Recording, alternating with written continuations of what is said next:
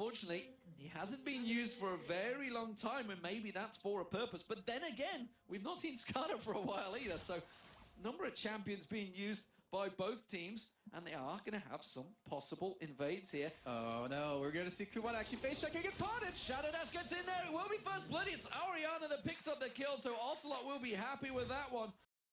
That turret is going to go down. He's just going to have to back away from this one. Makata's not even going to bother because he realizes the turret will be gone.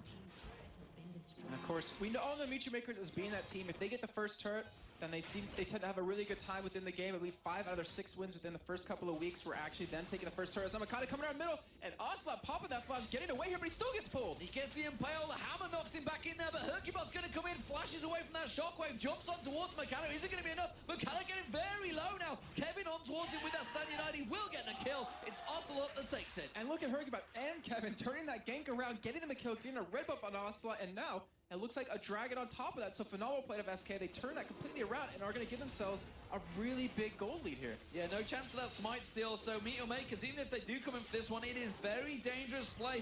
Of course, we see Kuban in there. Livik just off to the side. Can they get the grasping roots? No chance of that. Hercubot cleans up and takes the drag. Coon, he doesn't have that. All he has is his ultimate. You do have Rengar stuffing up. He's going in. There's going to be the shockwave ball. It didn't land this time around. Crescendo comes out there. There's going to be the chain of corruption, and that will be a kill. Hercubot going down this time. The one Stranglethorns popping Ocelot up in the air. He's going to get caught out. There's going to be another kill. It's Kuban that takes that one away. Meteor Maker's going to take down the middle turret as well. Great clear up. Just like that, they turn the game back around on his head. Kuban's going to get caught out. He's going to see Candy Panda coming in. Doesn't matter. Doesn't get the shot off in time. Kevin picks up the kill in for that dragon. Meteor Makers have positional advantage right now, though. And they have an Oracle that they just picked up onto Livik. So looks like they're going to try to battle each other out with this map control. And I think the way Michi Makers is set, with Kuban being that strong right now, that SK is going to have to give this one up. You do have Kevin though top lane. He does have his ultimate, and actually SK can just go for a push middle here if they want instead, but Michi Makers are having none of this. They might come in for the backside, go for a pull. Well, are they going to get on towards Nif? It's going to get slowed down by Ocelot. They may turn the aggression on towards Makata, taking half of the hit points off there. As you mentioned, Kevin is continuing, but look at that. Condemn on towards Kuban, getting half the hit points taken off him, ripping him apart, jumps in with that shockwave. Is it going to be enough? Livik getting caught out as well. He's going to go down. Kuban's already dropped, and that is 2 quick kills for SK Gaming. And that combo has to be so frustrating for Michi Makers. Just seeing a Shen invisibly come in with the shockwave, it's so hard to kind of counter that, and that means Michi Makers has to invest in so many pink wards, because Livik, he just bought that Oracle. Now it's gone. That was 400 gold wasted. In the mid lane, we are seeing Makata trying to catch on towards. Does get the impale on towards Nif, pulled straight back in. Kuban just melting down. Kuban now taking a little bit low. We are seeing Ocelot. Oh, Ocelot teleported the wrong place at the wrong time there, and he just gets melted by Livik and Makler at the side there. That's going to be chain of corruption. It lands on Kevin. Makata just going to dash away. And like you mentioned, the speed he has, it's a 2-for-1 right now. Hercubot trying to get in. There's not really a great deal to use though, because Ocelot teleported in and was instantly killed. And I was unfortunate from position right there, but Dragon is up. SK's going to go for it. And did you see how fast Makata was on that starter with the Shurelya's pop? With this W, he was ridiculously fast, was able to catch Liv and also get rid of that Oracle, as Michi Makers are actually going to pressure them away, going to peek themselves and actually try to take this Dragon here. Not sure if they're going to go for the Dragon. They're simply just forcing SK away from it. Probably going to wait for everybody to respawn. They have got teleport and Shari if it's required. Instead, they're going to clear out that bottom wave as well. SK haven't gone back themselves. You can see just sticking off the side here. And are going to actually start off the Dragon. This is dangerous because Meteor Makers have full vision. The thing is, they waited long enough, though. They timed it in their heads that, okay, if they're backing right now, we have about 5 seconds to wait, then go back in. They get it. They're going in towards this one. And Makata actually grabbing in Nif. He's going to jump on Shari, try and lock him up. And look how quick Hercubot goes down. Just melted instantly there. You do see this good shockwave landing. Makata's going to get taken down from this one. Makta's already down. You're going to see SK Gaming picking up 3 easy kills there as Livik gets dropped as well. Kevin's going to sniff towards, see if he can get caught onto Chari, but Hercubot, well, he went deep. He wasn't tanky enough, but the rest of the team benefited from it. I looked at it, I was like, I wonder if he's thinking right now, I have made a grave mistake. I just jumped into the backside. But the thing was, it zoned Charu. It forced him to attack him, which allowed the rest of SK to clean up those kills. So Makler, he was out of position. So was Livik, so was Makata. They were separated 3v2 with Hercubot in between that as a sandwich. Position, you can see they're pinging it saying, we've got them trapped here. We need to deal with them. Kevin is actually going to spot this in just a moment. SK Gaming wondering exactly where the team are. Here they come from behind. Shock Blast will trigger the attack.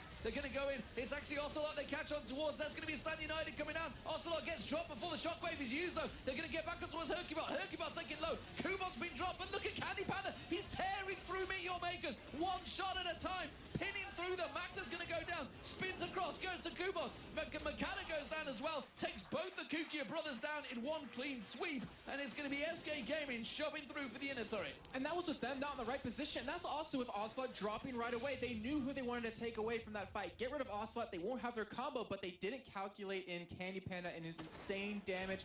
Playing stupendous this game. I couldn't think of the right word for it. Charu pushing down the bottom lane, but it doesn't matter. They're losing the inhibitor turret here. SK Gaming taking massive advantages from a clean fight that honestly, it was me or makers that initiated it. Yeah, I mean, they kind of knew they needed to make something happen, and they were in a really good spot to work with it, but Kevin's ultimate right there, which created so much help on Ocelot. They committed so much to kill him. The Stranglethorn's even coming out, not to disrupt SK, but to kill Ocelot only, and you don't want to blow everything on one person, because even if you do kill him, you're like, oh, I have a thing to deal with, and Candy Panda is pretty tough to deal with at this point.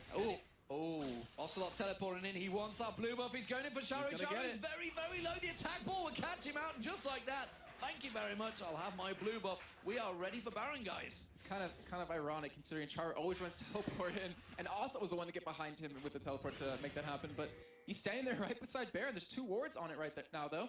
But I'm pretty sure this is going to be a long dance. Mutual Makers, they have to deal with those super minions coming in from the bottom lane. And they actually already started up here. Now there's 3 wards in that pit, and it's going to take a while for him to clear those wards out with that Oracle. He's going to come around, and you can see the Baron already down to half health, though. That's just simply with Ocelot and Kevin doing the damage. Makana's off at the side there. The attack ball used to spot him out there. Catches on towards him, and it instantly takes a third of his health off. Straight away, Makana really can't get close to this one. Shockwave used out there. Doesn't matter. Candy better puts him down. That's the Baron picked up. It was actually Nif that got the Baron. That's dangerous play there, because that means the smite wasn't quite in the right moment. But nevertheless, it was a clean pickup for SK Gaming. And this is all 5 members with the Baron buff. And looking at their goal, they actually do have 1,300 spent on Ocelot, 1,000 onto Hercubot. And they're going to push up this middle lane. And keep in mind, with this Baron, they can take a little bit of chip back away and let that bottom lane push. This is like textbook style now. And SK, they should be able to execute this perfectly. SK Gaming have to be feeling so confident. Kevin can tank up this turret for days there. Candy Panda's going to chunk it down, and that's exactly what he's doing. 16 tens the kills. This is going to be the second inhibitor turret of the game going down. No real damage going down, honestly, because of that them shields. That damage that SK Gaming have got are just melting those turrets, and that's the second inhibitor turret of the game going down. SK just going to rotate round, go straight for that top inner turret. I'm really curious because we mentioned on the top of the show that SK look a little, invigorated from all this. They finally pick up a couple of games here and there, and maybe the key to their victory is playing champions they enjoy, because they're doing phenomenal now. This looks like a completely different SK. Absolutely, seems to be working out well. Like you mentioned, that ball delivery system, a stealth delivery system effectively, and a Shen delivery system that it seems to be. Too many systems. Everybody coming in on top of Hercubot, and he's really the key moment. That's just with that Rengar seems to be working out very well for them. Makana, again, he can't even get close. Once that ball of Ocelot gets on towards him, it will take half his health, but just like that, Charu also proving that he can strip off half the health of Ocelot. 16-10 in kills. It is 11,000 gold lead for SK Gaming. 8-4 in turrets with the super minions. They're pushing on towards the Nexus turret at the bottom. Oh, Juicy Mikhail trying to engage him, but he does die. He just gets melted. Do see Chain of Corruption landing, but Kubon with that shield. The Serap's Embrace doing as much as it can. There's a lot of damage onto SK Gaming here. Shockwave just melted Meteor Makers though. Hercubot jumping in. He gets room prisoned up. Kubon taking down to nothing. They just need to hit the damn turret. Makla, wow, one combo from Ocelot, nearly wiping him out. Oh, it doesn't quite catch him again. Will pull the defensive ball and takes down the inhibitor turret. This is the 3rd inhibitor of the game. Double super minions now coming out of SK Gaming base, and they're going to back off that Baron buff. Then they have a Crescendo to follow up. If he does get out of it, if you burst him down, you still have to deal with Ocelot. I mean, do have Hercubot. He's ulting up. He won't be spotted coming in here. This could be very bad. And look at the speed. The stealth he goes in, catches onto Kubon, but he does flash away just at the right moment. Didn't use that shockwave either.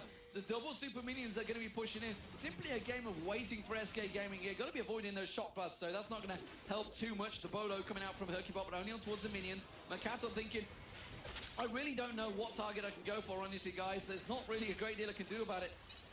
Makta throwing out those arrows, the piercing arrows, anything they can do to just slow them down. But the fact that there's double super minions coming in the bottom, the top, and the middle is causing them problems. You see how much damage they're doing. Crescendo gets used up. It's Kubon that gets caught out. Libic will go down. Makana just not able to even get in and impale anyone. Charu tries to go aggressive. He does manage to get Ocelot down, but the rest of the team comes straight around and react. Candy Panda with a double kill so far, looking to make it a triple.